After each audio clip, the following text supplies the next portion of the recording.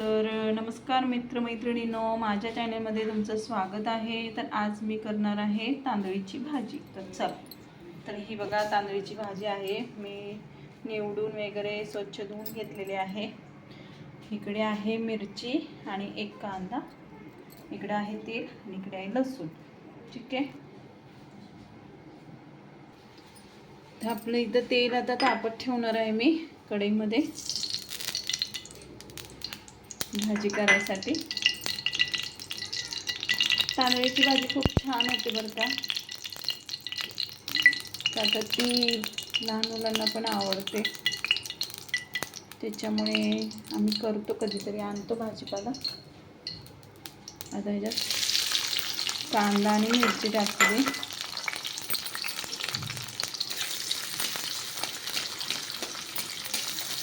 त्याच्यात लसूण भरपूर घालायचा या भाजीमध्ये। बघा, लसूण घालायचा म्हणजे खूप छान लागते भाजी ती। तर आपला कांदा आणि मिरची भाजलेली आहे। आता ह्याच्यामध्ये मी लसूण टाकते। लसणाने काय होतं, छान टेस्ट येते या भाजीला।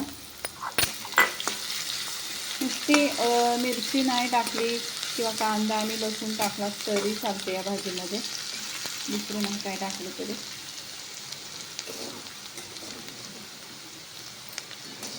खूप सुंदर होते, तुम्ही नक्की ट्राय करा। साध्या आणि सोप्या भाज्या करायच्या।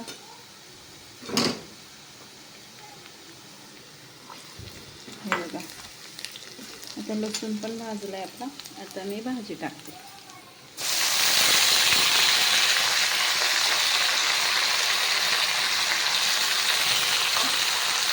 एक मोठी गड्डी होती, एकच आहे, दोन नाही आहे, त्याच्यामुळे